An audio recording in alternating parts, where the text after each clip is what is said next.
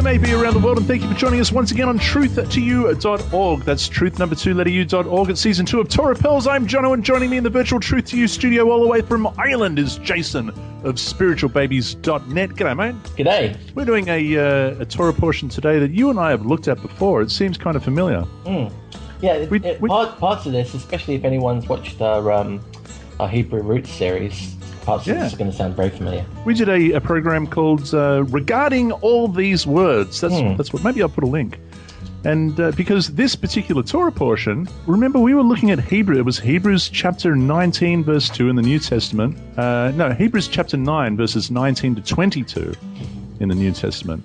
And it fabricated some ritual. Remember we were looking at this, and it seemed to have borrowed from Exodus chapter 24, and it seemed to have borrowed from this chapter, Leviticus chapter 14, which we're looking at today. Yeah, I think the writer of Hebrews sat down and thought to himself, now I need a list of stuff. What do I remember hearing in the Torah? So he pulled together a load of stuff. As I remember, there were two groups that are unrelated, but he mushed them all together to make this great big washing powder list. Hebrews. To come up with some strange concoction that doesn't actually exist in the Tanakh, but it seems to have been borrowed from those. Now Leviticus 14, so that's where we are today, and it's also this chapter, Leviticus 14. Remember, a couple of weeks ago we asked the question: is there such a thing as a male lamb sin sacrifice? Do you remember that? Yeah, absolutely. Yeah, we come across a lamb sacrifice in this too, so that'd be exciting. This could be the last-ditch effort to find one, I think, and to join us. In Leviticus chapter 14 and 15, Metzora is the Torah portion we're in today. Joining us is, all the way from Indonesia, the author of Let's Get Biblical. Why doesn't Judaism accept the Christian Messiah, volumes 1 and 2? You can get a copy from outreachjudaism.org, his website, outreachjudaism.org. Welcome back to the program, Rabbi Tovia Singer. It's great to be back. It's a big privilege for you to have me back, and I'm very happy to be joining you for these very exciting, and in fact, there is an incredible parallelism between this and the last of the 10 plagues in Egypt. So, in fact, we are going to encounter a male lamb in this portion as well. There's two, in fact, and I have some questions about those when we get to it. So I'm glad that you've mentioned it. Now, this is a continuation. Metzora, we were already talking about leprosy. I thought it was going to be a quick Torah portion, but in fact, you brought to light a lot of very interesting information, which we're very grateful for. I have no doubt that this Torah portion is somewhat similar because the theme of leprosy continues on, Tovia, and it begins by saying, "Then the Lord spoke to Moses, saying, this shall be the law of the leper for the day of his cleansing." And let me, for those who didn't listen to last week's, I apologize for interrupting you, but I get a commission for every time I do it. And that is, it's extremely important for people to remember that there were many Greek translations that were created in the ancient world. The earliest one is the famous Septuagint. We don't have the Septuagint today. And I know what you're thinking. You're going, wait, I can go on Amazon and order one. Well, you can't. What you're ordering is a modified, edited, and ultimately comes from the church. In fact, these manuscripts come from the church, and they have been modified completely. The original Septuagint went up in flames in the Alexandrian library. We don't have that any longer. The point here is that when these Greek translations were used, then Jerome would use this also in the Vulgate, but he would be using the Latin. They would be using the word lepra or leprous in Greek Latin, and therefore that crept into everybody's translation. So what you're looking at when you're reading your Bible and you see lepra and leprosy, what you're looking at is a mistaken translation that sort of just crept in, and everybody went along with it. But it's very important. One of the things that we covered is that we're not talking about leprosy here. We're not talking about a physical malady, although it manifested itself in a way that was one could see it visually, but it's a spiritual malady that God brought upon the not just upon a person, but also upon clothing and upon a house. And in fact, when it comes to the house, it's very interesting because in all the other cases, we'll talk about this later. But anyways, that's very important. You have to divorce the word, as I mentioned in last week's Torah portion. Metzora screams of what it is. Metzora, somebody who is haughty, and because they don't care about another person, and they trivialize words, they trivialize how they speak, and and they don't take into consideration how their speech will ultimately isolate, destroy another person's life, damage another marriage, slander another person, therefore isolating that person from society. This person is a motzi ra. There are different levels of motzi ra, as I mentioned, and it's just worth going through this, that saying something that, just repeating something, it's not even negative, but you know that it will elicit bad feelings among others.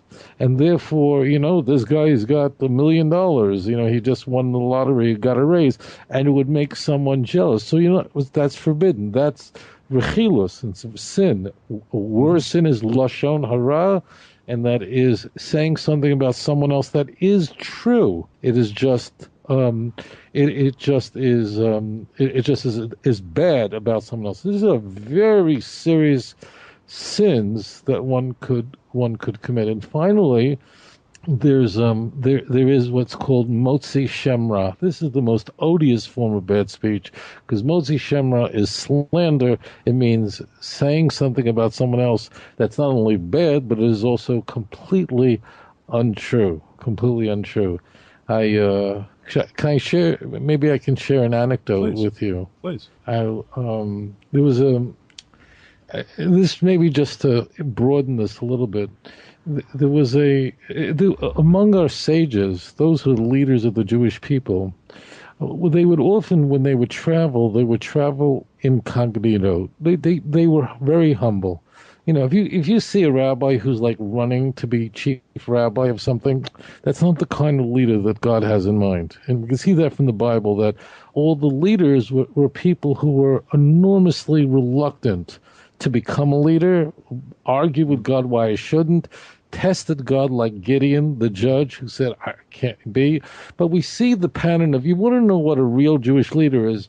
These are people that are very humble, that are really not looking, they're not looking for honor. That's very important. If you see someone who's seeking out their own honor, they would also want to get a feel for the people, so they would travel, they would have a hat on, they would keep their heads low, and they'd want to hear the people, because often if you are highly regarded as a rabbi, as a rebbe, you don't really get to hear what the plain person on the street is saying.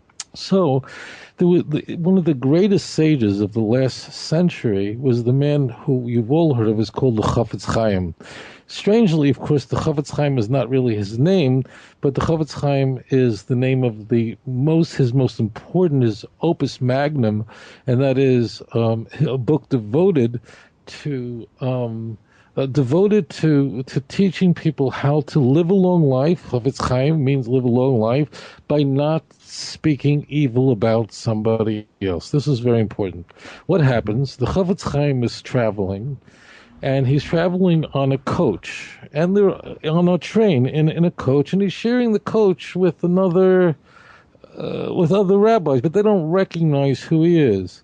As it turns out, there's among these rabbis that are sitting there, one of them is reading the writings of the Chafetz Chaim, but he doesn't know that he's sharing the coach with the Chafetz Chaim, and another very important rabbi who is one of the main authors of the Mishnah Brura. The Mishnah Brura is a codification and an annotation on Jewish law. So what happens is that the person who's reading the Chafetz Chaim's work is going, wow, the Chafetz Chaim, he's such a holy person. What a great sage. He's so holy, he's so special. He's really the greatest gift to our generation. Incidentally, the Chafetz Chaim lived to 97 years old. So the Chafetz Chaim, who they did not recognize, dismissed it and said, "No, he's not so great. He's not so holy. He's not that." He was dismissive of this man's praise. Now, when the author of the Mishnah Brura overhears this, he is outraged. This is the Chafetz Chaim, and he goes over to this. He didn't know he was talking to the Chafetz Chaim. He says, "How could you say such a thing? The Chafetz Chaim is the greatest rabbi of our generation, and he knows so much, and he's such a great scholar." And the Chafetz Chaim responded, he doesn't know so much, and he's not the greatest scholar. What happened was he was so enraged and so angry to hear him speak so dismissively of the Chafetz Chaim, they actually smacked the Chafetz Chaim in the ear. Oh. So the Chafetz Chaim was just quiet. Now what happens is the train finally stops off in a major city called Radin, where the Chafetz Chaim was from, and people knew that the Chafetz Chaim was on that train, and a great crowd. Word got out that the greatest sage was on the train, and word gets out, and a big mob of religious Jews come out to greet him. So could you only imagine the scene? The scene is like shocking. So the Chafetz Chaim comes out and everyone greets him. And of course, you can only imagine. Here is one of the authors of the Mishnah Brura is going, "Oh my God," he realizes what he's done. And he went over to the Chafetz Chaim. He kissed his hand. He said, "I'm so sorry. So sorry for what I've done. That I hit you." I mean, he just felt like just burying himself. And the Chafetz Chaim turned to him. It's a very interesting thing. He said, I said by what I said. He asked him, you what? He said, because I spoke evil about myself. And that is also evil speech, lashon hara. You're not allowed to talk evil. That means in a deprecating way that has no purpose. Now, it's certainly, now you'll ask me, but aren't we supposed to confess our sins? So it's one thing, of course, if someone speaks for the purpose of becoming better, becoming a better person.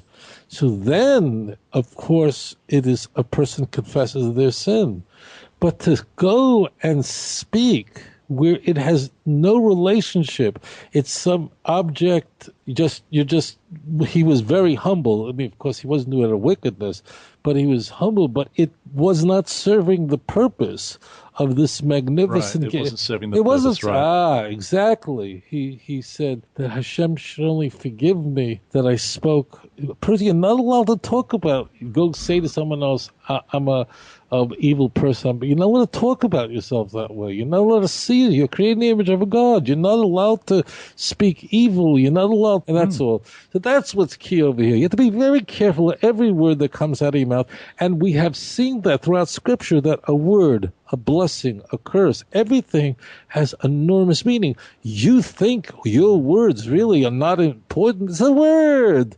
It's just a breath of air in the that dissipates, that evaporates, that goes away. Where is the word? It's gone. Oh, no. And I'm going to show you. I'm going to do a miracle. And that's what we continue here in Parshas Metzora. And so we can understand the Zois Teres HaMetzora. This is the teaching of Metzora. But the purpose of a person becoming a Metzora, and again, just to repeat, those who did not listen to the show, the word Metzora is a compression of two very simple words. Motzi Ra. You have released evil. You have released something bad. And we're not going to go through all the levels of that. It means you can either speak evil of another person, you could say something that just makes someone think badly about that person. And of course, the worst is slander. It means you're saying something about somebody else that's not true entirely. So there are not all evil speech are created equally, and therefore not all the different types of tsaras are, meaning the different types. You'll see, how come there's different ones? There should be one. The difference is that there are different levels of wickedness here, and the Torah is very careful. But the purpose is that the person should rejoin the Jewish people. Yes, they are isolated.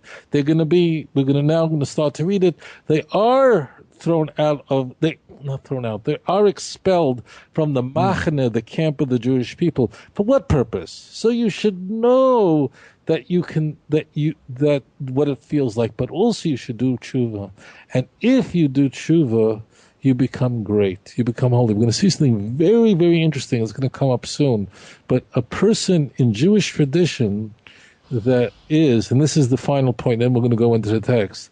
In Jewish tradition, a b'makom shabali tshuva aimdin, in the place that a penitent stands, ain't tzaddik, even a complete tzaddik, a perfect righteous person, cannot stand in their place. A person who repents and returns is greater than a person who never even sinned. Mm-hmm. That's the highest thing, and that's why it's a rejoice. A person should rejoice with such punishments so that they become better. That's the proper approach.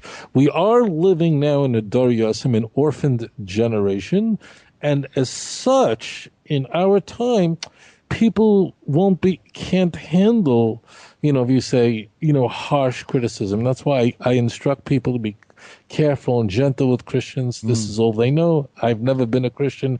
I never walked in their moccasins. I never walked in your moccasins. I don't know.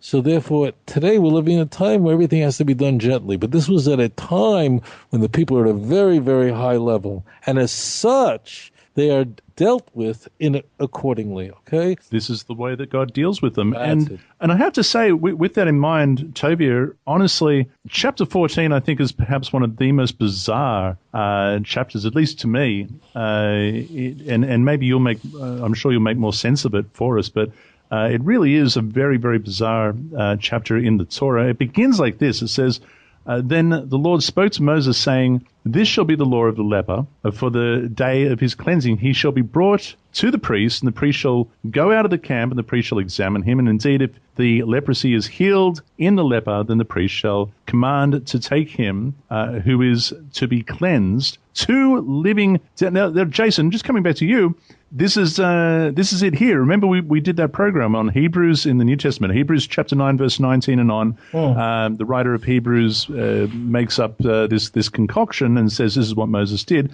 Well, part of it was taken from Exodus, part of it is taken from here, and we read about it right here. It says, take two living and clean birds, cedar wood, scarlet, hyssop, and the priest shall command that one of the birds be killed in an earthen vessel over running water.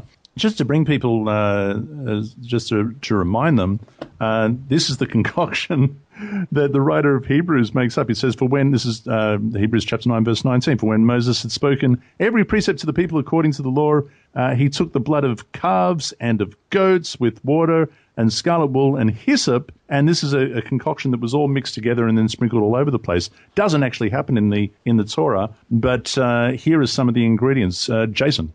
Yeah, it's kind of funny. He makes this big soup of stuff, and I don't know whether he just went through and ticked the items that he could find in a couple of rituals and decided that these were the ones he was going to use. I find it pretty amazing, actually, that the author of Hebrews couldn't have just gone back and read any of the text and copied it. But there we go.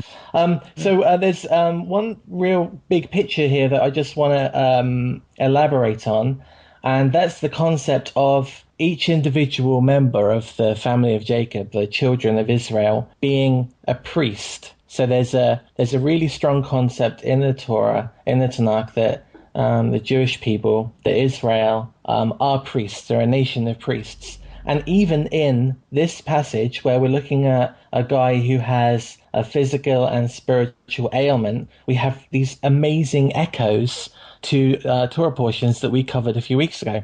So I'm going to go through them real quick. First of all, when and to Israel as a whole. So I want to, and it pains me to say it because of my tradition, I want you to imagine that Israel as a group is one living body. So wherever you are in the world, you are one. Israel is one. If you're a part of the nation of Israel, you're part of this body. And let's for a moment imagine that this leper is that nation, and that something has incurred this physical and spiritual illness, and right now you're cut off. And so what happens? You are met by a priest who brings you before him, and you are there's a list of things that come, and I don't think the leper's responsible for bringing these either. So the nation, if you like, can bring the ingredients of this ritual. And there are two birds, and one of the birds is killed, and their blood is used, and the other bird is dipped in that blood. And then that second bird is set free, which really echoes Yom Kippur to me. So in Yom Kippur, you've got the issue where Israel is brought pretty much up front, if you like, and God is asked to take notice, just in the way that this priest is asked to take notice.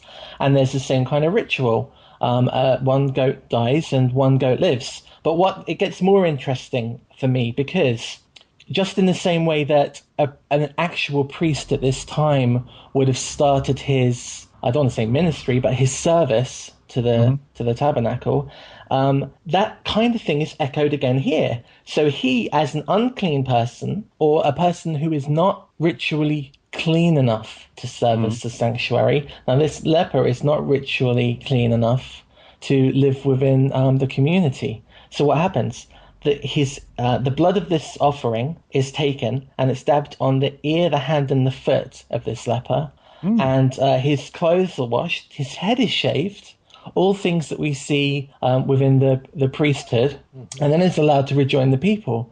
I think it's such an amazing, because here we are, this person that's on the edge of the community, he's cut off from his people, and through these events, he's made acceptable to the nation again, just in the same way as this priest is elevated above everybody else. Now this leper is elevated above his previous position. And it's worth going through this when we look at the things that are happening to these people that have this, I keep saying leprosy, but that have this ailment, this spiritual condition. Just rather than taking it on kind of face value, think about where you've heard the terms before. Think about where you've heard cedar wood, for example. So cedar wood is a really long-lasting wood. It's got a really great rate of non-decay. David's lined his palace with cedar wood. I think the part of the wood underneath the movable altar is cedar. It's used everywhere. It's got kind of antibacterial properties. It's amazing. So we see cedar wood mentioned all over the place, and that's one of the things you have to bring. Hyssop. Hyssop's used over and over again because it's like a sponge, and it's always used to anoint things and to smear things. And the chances are at Passover, when they put the blood of the lamb over the lintels, it was hyssop. And interestingly, in the New Testament, when the vinegar is given to Jesus in one of the Gospel accounts, it was hyssop that was used in that one, which is kind of funny. So there's a tradition sometimes that the Roman put a sponge on the end of a spear, but there's another one that there was hyssop involved. The scarlet thread is the only one that I'm confused on, and I'm not sure about. We do get the idea of the scarlet thread in the story of Rahab, and I'm inclined to believe that my idea of scarlet and the text's idea of scarlet are probably two different things. And I wonder if this scarlet color was actually a kind of fiery orange, something that really stood out against anything else in the landscape and made the thing that it was wrapped around or against stand out. Because when I think about the Rahab story, we've got a ton of windows and it's midway between day and night, so how are you going to find the right one? You want to stick something outside that window that's going to glow in the dark pretty much. And I wonder whether that's the purpose of this scarlet thread, to make the thing that it's containing stand out against everything else. Well, I feel like I've gone through my whole notes in one go. But it's just when we go forward now, for the listener, if you're going along in your Bible, underline the parts that you think sound familiar and then cross-reference them after. And I think it will kind of elevate the passage beyond just a basic reading. What do you make of some of those, Tovia? I could do 15 shows on these just few passages over here. First of all, remember that lashon hara, that means speaking evil of someone else. Well, how does someone do that? What it comes really from haughtiness. You think you're big. You think and he's low, and I'm big, and I'm important, and I can destroy someone else's reputation. I could speak ill of someone because I'm big. So what we have here, I love you, Hashem. So what we're doing is we're drawing together two different things. I love what Jason said because he's quite right. The cedar wood is not just a strong wood, but if a cedar tree is known, the tall cedars, that means the cedar represents the height. The person thinks he's haughty. He's like a cedar tree. And because it's a very tall, imposing, very wide, I don't know if you've ever seen it. I've been to Lebanon. We're not going to talk about why, but I've been there. But the key is the cedar trees, they grow like the all in the sky. They're big, tower, imposing, and they're very durable. I'm going to be around. I don't care what it does. Like Jason said, it's a wood that endures. It's not subject to decay as other woods are. It's very strong. And do you know, by the way, when we go on our tour, Bez Hashem, I don't want to spend much time on this, but we will go on the Temple Mount. It's good to go to the mikveh before you go on Temple Mount. I'll just say that, and I'll tell you where all the mikvahs are in the area. But you'll actually see, I don't know if you two know or not, but they actually, our good friends, our cousins, there's a whole pile of cedar wood that they have on the side in a pile. It looks like a big rubbish. It's really cedar wood. And they went and took a little piece and tested it. The wood. They did carbon coating? 3,000-year-old wood. Oy. Wow. We're going to see it. It's there. The Arabs don't even pay attention to it, but you're going to see it there. I'll point everything out to you. When we're up there, I'm going to show you where the Mizbeach was. I'm going to show you all the things. And we all know this, those who've been there or been to the Temple Mount. There's two competing feelings there, two seemingly opposite feelings. On one way, it's ecstatic. We're on the Temple Mount. This is the holiest place in the world. But of course, I don't need to tell you what you're looking at. We're looking at destruction, but there's hope. And actually, this is the very place that, in fact, the third temple will be built. But I'll show you the pile. I even have pictures of it, but I'm not going to put it up on Facebook. I have pictures of the cedar wood that is in a pile on the side. Our cousins have no understanding of its value, but it's sitting all there just as a big clump. I'll show it to you. It's cedar wood. Exactly 3,000 years old. That is amazing. 3,000 years old. Because you have to remember. I'm looking forward to that. Yeah. Listen up, Kindlech. It's really unbelievable. You see, this is a point you need to know. We'll go into this in great detail as Ross and all of us go up. That is that to build a place that's so massive. I think it's the size of 32 soccer fields. It just. One of the largest man-made plateaus in the world, not the biggest. I think someone told me that there's one in China. I don't know, whatever it is. But what you will find is that everything is so big, everything is so massive that people, if you had a destroyed temple or destroyed all this, you didn't go out and start chiseling a new one and bring it in. The Muslims weren't interested in that. And the Christians, when they conquered the Temple Mount during the Crusades and they converted El Aqsa and the Dome of the Rock, they converted into churches. What do you think? They went and started hewing stone and bringing new cedar wood? No, it was all leftovers there from so we're going to see it. And actually, the cedar wood has a burnt smell to it. So you're actually going to smell the destruction of a temple. And in fact, when we go on the temple tour, that means we're going to go north along the western wall. I'm going to take you, those who wish, we're going to climb up. You have to climb up a little bit, just above hand breadth, and you're going to stick your hand in between the stones. There's a crevice, and you reach all the way in, all the way deep in. You'll probably be nearly elbow length in, and just rub your fingers against the material that's in there, the organic material. Take it out and smell it, and you'll smell burnt. That means you're literally smelling the burnt, the relic of the destruction temple. So it's all coming together. Of course, It's all joy. It's all happiness. And I'm going to talk about this, but maybe I should just say a point. There's a very so first let me finish this point. I don't want to jump all over the place. So what we have here, first of all, is this is not a sacrifice. There's nothing here in these passages that is a sacrifice. If you notice, it just says v'shachat es hatzipar ha'achas, that the Kohen slaughters one of the birds. Notice also, it doesn't tell us what kind of bird. It doesn't make a difference. It has to be a kosher bird, but it doesn't say a turtle dove. It doesn't say a pigeon. It doesn't say anything. It doesn't make a difference what it is. We're going to see why. That's true. How curious. I didn't notice that. I assumed that they were sacrifices. pigeons. They're not. No. No. What we're going to do is, the key is that there had to be a kosher bird. Now, the key is, why birds? So everything over here is jumping and screaming, kiss me, touch me, feel me. It's all, everything here, every passage. You know what's beautiful about a Torah scroll? You both have seen a scroll.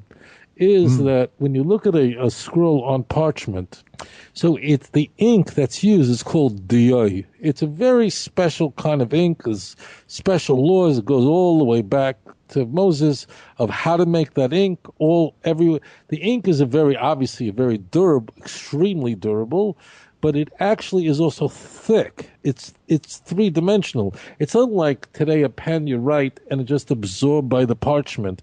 If you look carefully, you'll see that the ink actually sort of goes up above the parchment. It's raised above the parchment. It's three-dimensional. It's not flat. It's not two-dimensional. There's valleys and hills going on here. That's what I want people to understand. Why a bird? So first of all, this is not a sacrifice. This says v'shachet hatzipar ha'achas. Just kill the bird. What bird? It has to be a kosher bird. But the key point is this: why bird? Why is a bird used? Because what do birds do? They chirp. They don't stop chirping. And this is a message to you chirpers. Hello, how you doing, Sandy? What's going on? Did you hear about the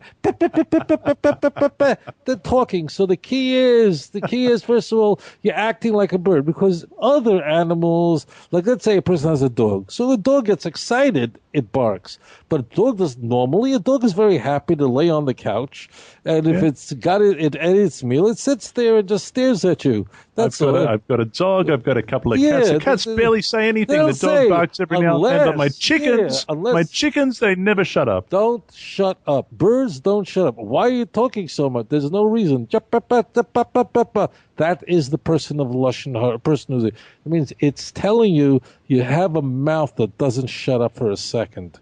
So that's very important over here. This is not a sacrifice in the thing. V'shachat, which means it has to be.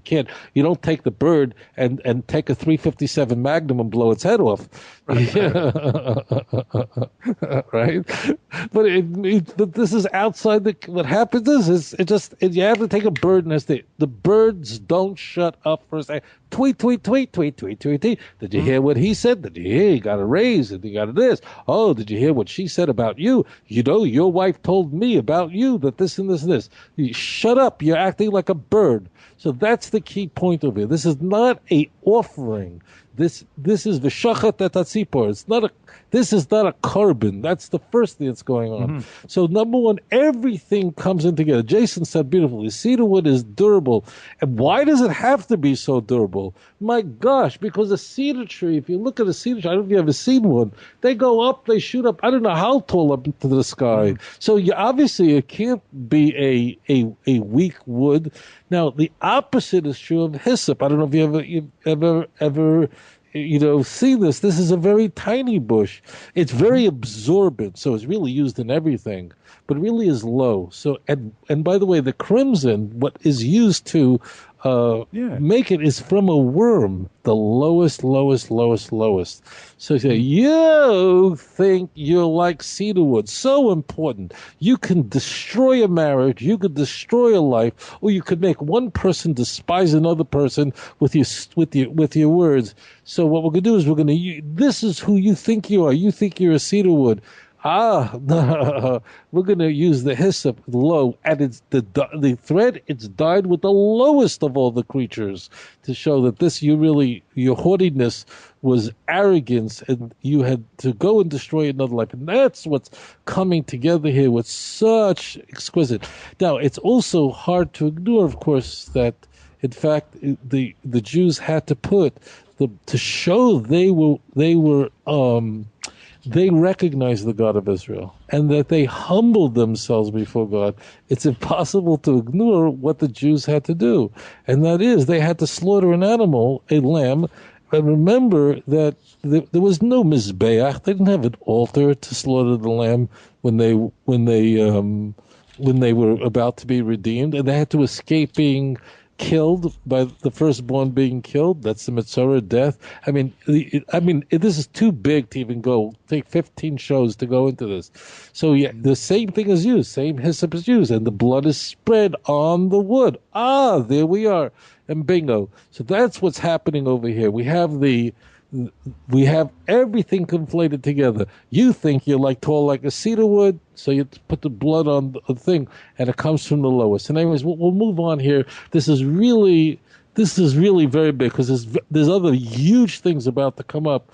So we'll move on. Can I ask about verse 10, Tovia? Because this is it moves on and it says, "And on the 8th day he shall take 2 male lambs." Now, as we said at the beginning of the program, coming up to Pesach, we were talking about, is there a male lamb sin sacrifice in the Torah anywhere? It says a male lamb without blemish, 1 ewe lamb of the first year without blemish, 3/10 of an ephah of fine flour mixed with oil as a grain offering, and 1 log of oil. Then the priest who makes him clean shall present the man who is to be made clean, and those things before the Lord at the door of the tabernacle of meeting. And the priest shall take 1 male lamb and offer it as a trespass offering, and the log of oil, and wave them as a wave offering before the Lord. Then he shall kill the lamb in the place where he kills the sin offering and the burnt offering in a holy place. As the sin offering is the priest's, so is the trespass offering. Now,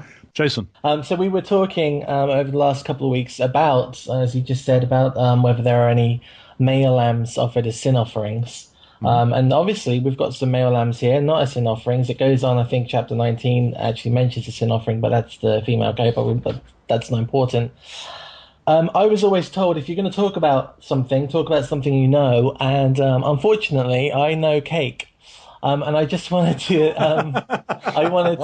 make... Could you explain that? Just what do you mean, I know cake? I know cake, too. What do you mean, I know cake? Cake's my best friend. Yeah, actually, exactly I'm its best friend. It's not my best friend, but what do you mean you know cake?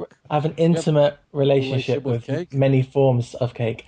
And I kind of have a point. So in England, when I was growing up, if you want a quintessential English cake, it's a Victoria sandwich. It's 2 pieces of sponge, and in between them, there's jam, and there's normally some sort of buttercream. And so this is my point. When we're reading through here from, say, 9 through to 20, we see a whole list of things and a whole list of events.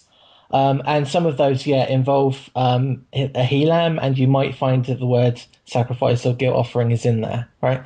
And in front of me here, I could pull out one of my cookbooks, and I could say that to make this Victoria sponge, I'm going to need 200 grams of caster sugar, 200 grams of softened butter, 4 eggs, 200 grams of flour, a bit of baking powder, and a little bit of milk to make the sponge.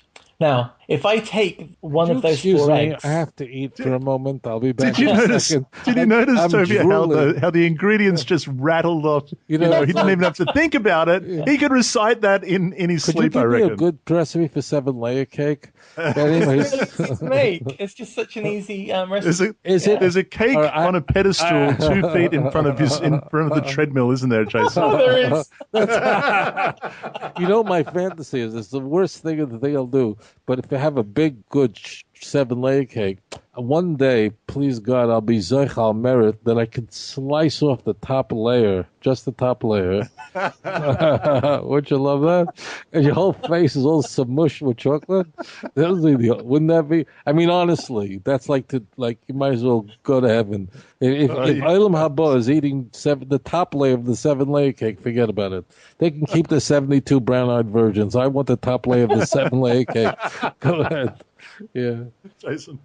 All right. So my point here is that just as we have ingredients and we have a formula for this passage in Leviticus, so we have an ingredients and formula to make this cake. Now, if I remove one of those eggs and I mix it up with some butter and some cheese to make an omelette, that omelette is not a sponge. Just because part of this passage in Leviticus includes one specific animal or item, that doesn't make that animal or item become the thing that it was purposed for anywhere else. So we're going to find that a messianic person or a Christian person may say that, Jesus is a lamb. We've got proof, and they might cite this Leviticus passage because there's a guilt offering is mentioned here, and a female lamb is mentioned here. But we have to remember that he wasn't a lamb; he was a guy, and anymore that this egg and this ingredient isn't half a cup of milk. I mean, it just doesn't work that way. B, that the lamb, even if he transmogrified into a lamb. Hang on, if he did what? What was that? Don't try to have a fancy vocabulary, mate. And if you're up there with Wikipedia open, I'm looking that up right now. Is that was transmogrified? What? Transmogrified? I'm looking it up. Don't do that. What? You've been practicing that all day, Jason. I'm honestly, for the last 48 hours, you've been going. I'll be honest, I don't know where that came from. I'm not even sure what it means. Wow. I think it's a word. It's to change, isn't it? Doesn't it to change something completely? It's a word. I can't believe it's a word. Oh my goodness, you're kidding me. Right. Yeah, it's a word. Past tense. Transmogrified. What? It means transform, especially in a surprising or magical manner. Everybody write that down. Add that to your vocabulary. Thank you very much. Jason of Spiritualbabies.net. Please continue. Woo-hoo. So even if he changed magically in this great way into a lamb, just because he is a lamb doesn't mean that he fulfills the role that they're trying to make him fulfill. These animals in this passage had to be killed in a certain way by a certain people in a certain ritual in a certain location for a certain purpose, and just removing the animal from that. And that doesn't, not just this passage, any other passage that you find in the Torah that pertains to any other sacrifice, you can't just take a small part of that and repurpose it to suit your needs. It just doesn't work that way. And it's worth mentioning, because I know we sometimes feel that we have to defend to the nth degree every 3 or 4 words that are in this text. But we don't. The whole purpose of this text, the whole narrative of this text, formulates the event and the cause and the effect in that event. You can't just steal something and say that any more than you can take an air freshener out of a car and expect it to drive you to work. It won't. And it's worth remembering that when we go through these passages, just because we see something, we might go, oh, wow, look, it says lamb there. No, my Christian friends are going to be on my case saying that there is a lamb. But no, it isn't. That's not what it's for. And actually, what Jason's saying is right on the button, because we're going to actually see this. There's something that never happens in any of the other sin offerings. And we're going to see that in verse 14. And we'll see that something is very peculiar done here, and it's done specifically. Yeah. So let's take a look at verse 14 for a moment. So the priest takes some of the blood of the trespass offering, and the priest shall put it on the tip of the right ear of he who is to be cleansed, and the thumb of his right hand, and the big toe of his right foot. Yeah, there you go. So that's the key. So the key is now understand it's the person who's... What has he done here?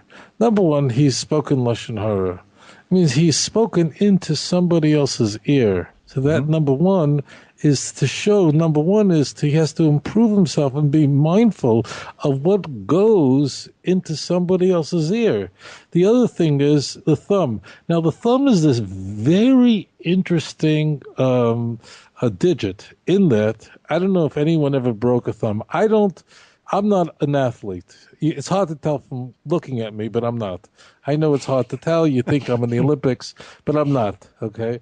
But as it happens to be, if somebody breaks their thumb and the thumb is in a cast, you have all the other fingers, you're finished. Because the thumb really is that critical thing that allows you to handle anything. So therefore, the thumb, what's happening is that the thumb is that, and the big toe, that symbolizes that Metzora must improve his deeds and his actions and his movement forward. That's the key point over here. So that means forget the Christianity. So what I'm going to do? I'm going to start talking about the sacrifice that the Hindus bring. Forget all that stuff.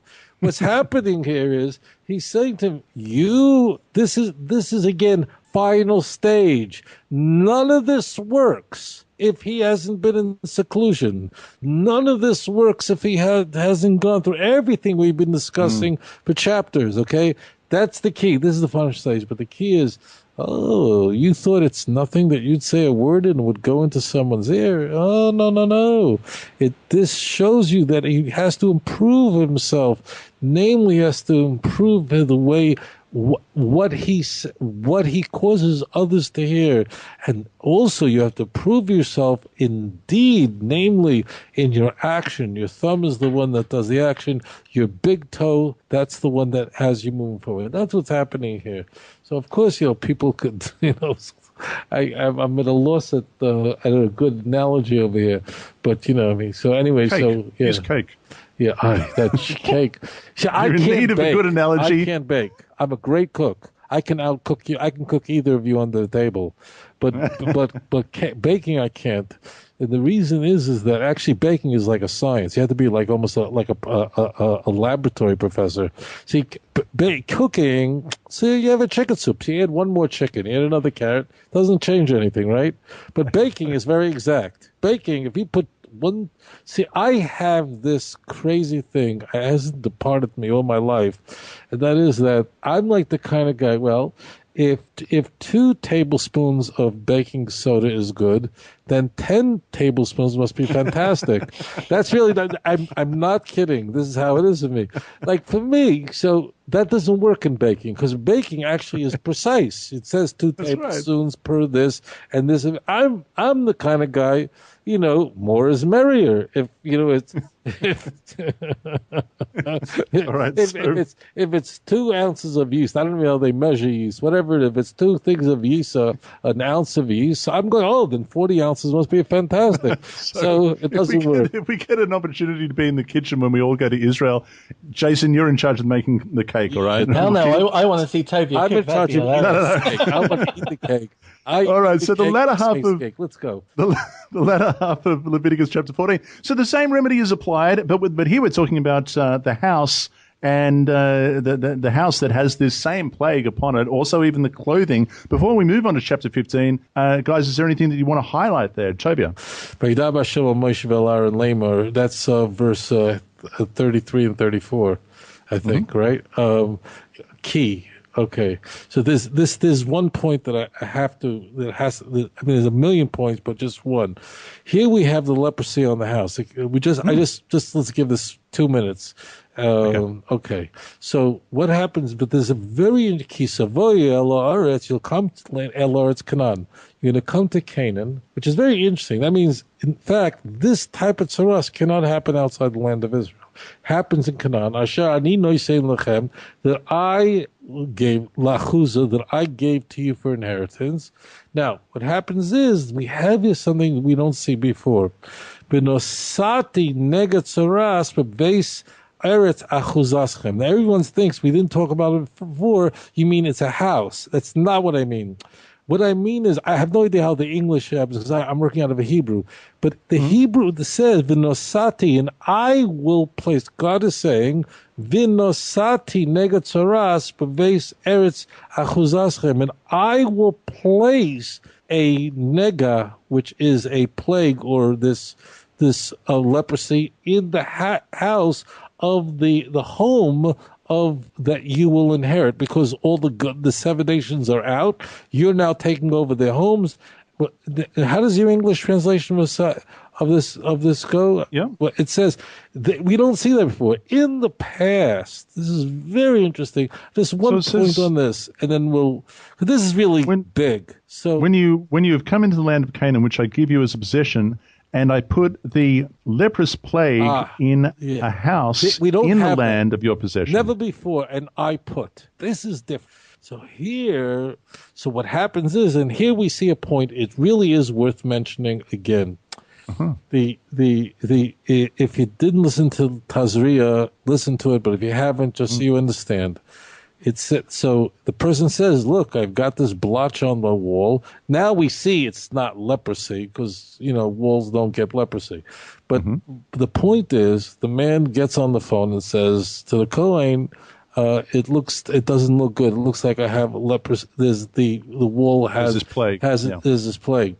So what does the Kohen say? V'tziva HaKohen, and the Kohen says, Ufinu es habayis, you should empty the house, take everything out of the house, B'terem Yavoy HaKohen, before the priest arrived, l'reises hanega, to see the nega, v'lo yitnu kol asher b'bayis, so that everything that's in the house should not become unclean, right? And after that, the Kohen will come to see the house. Obvious question. If this thing causes uncleanliness, then why are you cleaning the house out? It was there when you called. Surely everything in the house is contaminated as well, but it seems not to be the case. I hope the listeners get this point. This is worth everything. Where the priest, until he says it isn't. This is so deep. I hope you grasp this. That means the leper, this thing is there in the house. What's the point of clearing out the furniture? The furniture was in there while that thing was on the wall. No, the priest didn't declare it to be a tsaras. If he didn't declare it, it isn't. That's the key point over here. So now one other point that should be pointed out here is there's an interesting aspect of this kind of tsaras, and that is that the tsaras on the house.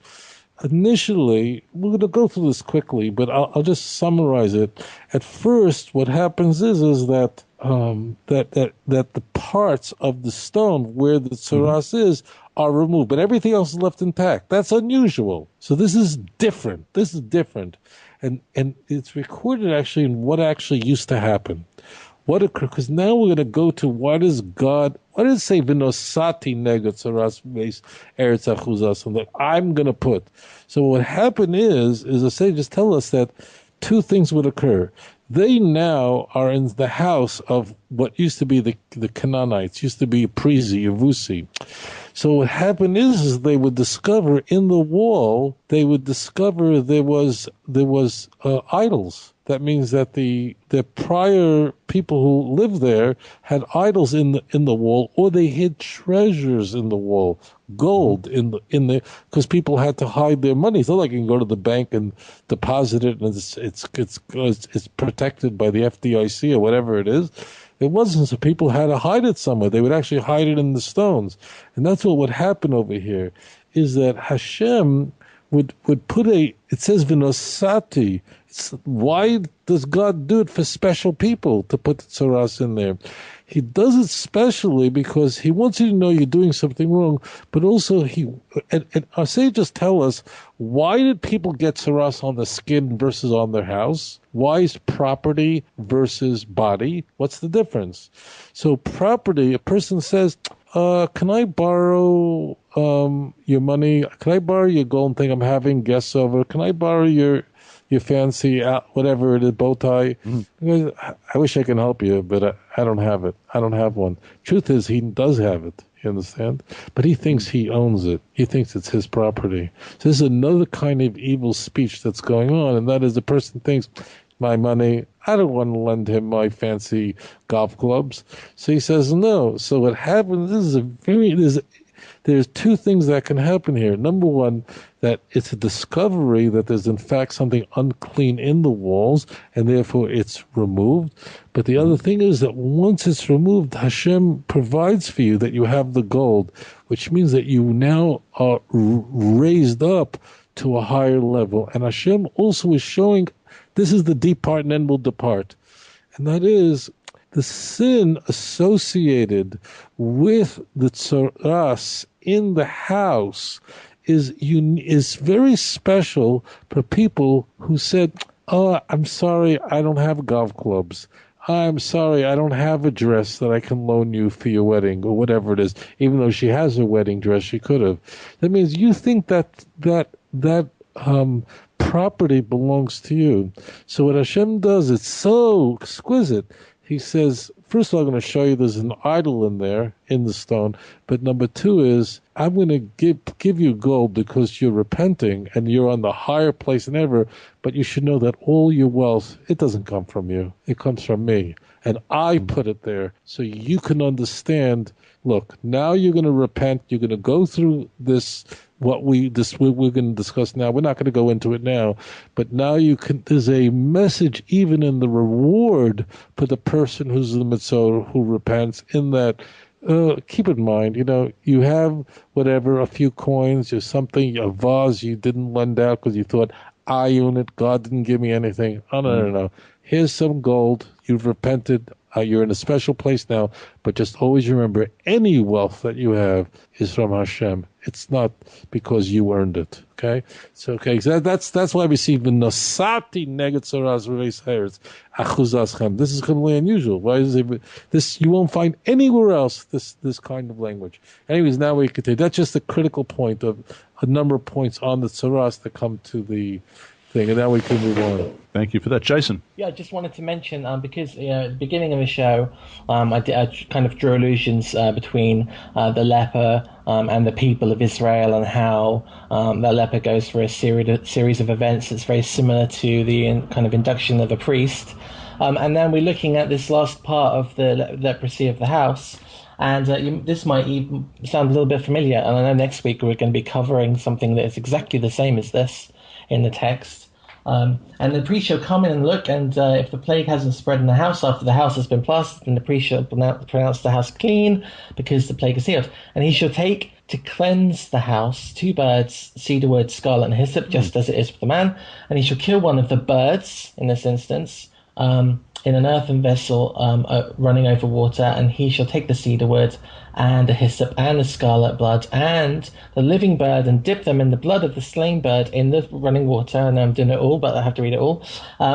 And sprinkle the house 7 times, and he shall cleanse the house with the blood of the bird and running water, and make atonement for the house. And that to me screams of Yom Kippur again. We're seeing something very similar. Exactly. That's it. I love you, man. Get on a plane right now. Easy, Josh. I'm going 50. Get over. I want to give you a big hug. That's it. This is the key. It's the atonement for the house. Meaning, what is house? A person's wealth is what? His stamp collection? No, it's his real. That's why is land called real estate? Because it's mechuber lakarka. That's real. Your wealth is the land.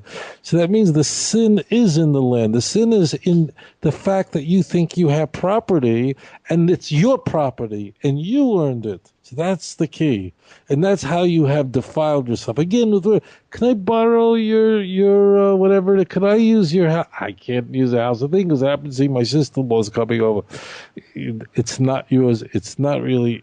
That's why tzedakah, incidentally, charity, is the word tzedakah doesn't really mean charity. The word tzedakah means righteousness. Tzedek, that's what it means. Mm-hmm. Because you're making it to giving. When you give 10%, it's not yours. You are making right. That means you are being like God, but that money isn't yours. You didn't do it because I got a bonus at the end of the thing. No, it's all from Hashem. If you understand that, then it's justice to be giving charity. Brilliant. I didn't expect Jason to come up with something so intelligent. Let's move on. Chapter 15, we go from leprosy, a plague, to bodily discharges. I mean, there it is. And there's a lot in here, guys, but I'm just telling you now, we got about 15 minutes. Tovia. Yeah. No, so here we have now discharges that come from the body, and there are different levels. We can't go into all the different levels. Now, this is incidentally why men go to the mikveh, if you just want to know, because here the mikveh, the water, can cleanse a person. There are different kinds. By the way, this is not just for a man; it's also for a woman. I'm gonna just focus on just a couple of things. So therefore, remember what we talked about. Now we're rewinding a little bit. Where does tumah? What is tumah? Dirty? No. Tumah means the life was there, and because when it talks about it, it doesn't mean that some liquid came out of a person's nose, that you blew your nose. You don't become tumah, right? Mm-hmm. So it doesn't mean so. Just instead, the Torah uses clean language. So therefore, we all know that this is a good example. So if someone is mourning and they're crying, or they've got a cold, they blow their nose. Yeah, that's not megatonic. See that? Okay. Right. So that clears up that point. So now you see how it all fits together. This is obviously referring to the organ of the body that generates life, and therefore, now you could say, "Oh, I get it now. Tumah is not dirty. Tumah means we are engaging in a world that we can't see. It's not like other commandments, don't steal. There is this spiritual entity that is in a sense negative, meaning it is the absence of life. The absence of life. And therefore, the vacuum, that's the tumah. It's not blowing your nose. It's not crying. If you cut your toe, or if I like to cook, I love to cook, right? But you cut your finger all the time, right? When you're chopping onions, right? You don't become tummy if you cut your finger. It's basically life leaves you.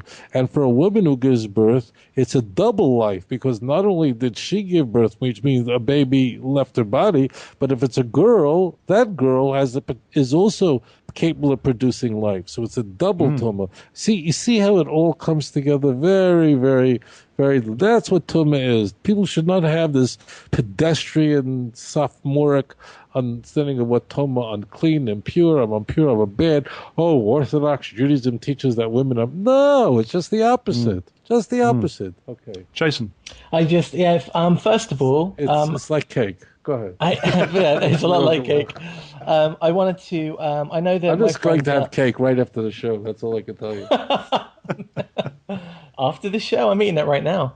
A friend that I do the Have Torah Portion show with, Rabbi Neely, he specifically dealt with this week in his podcast. So I'm going to make sure there's a link somewhere to his hour on this. It's very good. We're going to have to wrap this up very, very soon. But Leviticus 15, verse 24. And if any man lies with her at all, so that her impurity is on him, he shall be unclean 7 days, and every bed on which he lies shall be unclean. That is different to what we have in Leviticus 18:19 or Leviticus 20, verse 18. It says that they will be cut off. What is the difference? Is this the difference between intentional? Because then, just so one understands, if a man lies with a menstruous woman, it is the same exact punishment as if someone eats on Yom Kippur, eats bread on Passover. It's karas. This is very, very severe. So it says there that then her state of separation is on him, which means that he now acquires the same contamination duration as hers. And if he in fact sleeps with her during this time of contamination, he'll be tummy for the full time, and he now, of course, is he's tummy, of course. Right, and then these things have to be washed, of course. Now, this is this an unintentional incident? Whereas what Leviticus 18:19 is talking about, for example, where it says, and you shall not approach a woman to uncover her nakedness as long as she is in her customary impurity. Right. And it goes on to say in chapter 20 that such a person will be cut off. Now that's intentional. Right. That's the difference that's being highlighted. Okay. I mean, that's why it just sits down and so on. It's a little more. The laws of family purity are that becomes very important, right? So you can have your unintentional, or people just were not careful about gedurim and so on. And that's what it's listing here. Yes, of course. Okay, we have run out of time, my friends. We are. It ends. Our Torah portion ends this way. It says, "Thus you shall separate the children of Israel from their uncleanness, lest they die in their uncleanness when they defile my tabernacle that is among them. This is the law for one who has a discharge, and for him who emits semen and is unclean thereby, and for her who is indisposed because of her customary impurity, and for one who has a discharge, either a man or a woman, and for him who lies with her who is unclean." It ends that way. Jason, did you have anything to end on? Only that cake is awesome. And to remember that all of these things really are to do with the sanctuary and unclean people not being able to defile the sanctuary in any way. So this is really about keeping the sanctuary clean, and there's kind of a cause and effect, and placing fences around that to make sure that people themselves are clean. But I guess we'll cover more of that next week, because next week's Torah portion is going to be awesome. My friends, it was a big pleasure to have me on the show. Without me, the two of you would be on a corner with a tin cup selling pencils. It was so.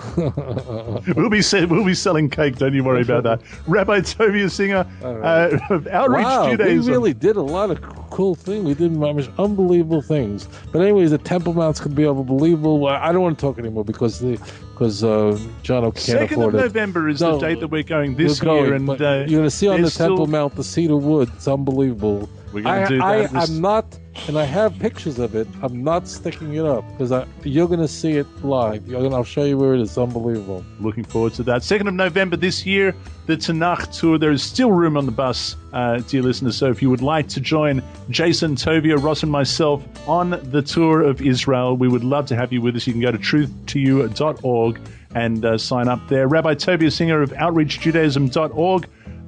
Make sure when you visit there, you get a copy of his book. If you haven't already, Let's Get Biblical. Why Doesn't Judaism Accept the Christian Messiah, Volumes 1 and 2. And Jason of Spiritualbabies.net. Thank you so much for coming back on to Torah Pearls. In the meantime, dear listeners, be blessed and be transmogrified by the truth of our Father's Word. Transmogrified. I don't know. It sounds like something you do in a funeral home. But anyway, whatever. It was a big transmogrified event over here. So that's it. Shalom, everyone. Transmogrified. All right. I'm going to memorize Webster's. I'm sticking my Webster's dictionary in the bathroom now for the whole week. That's my word of the week.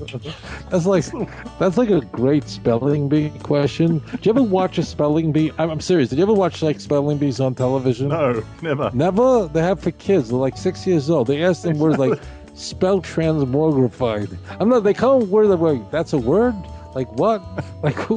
And these 6-year-olds, it's very intimidating. And there's always some kid from India or Pakistan who somehow wins the show. Or a Jewish kid, that's it.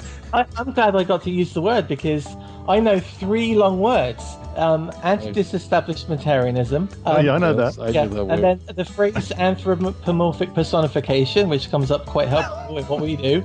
And transmogrification, and I generally can only get to use the 3rd one, and this is the first time this year, so woohoo for me!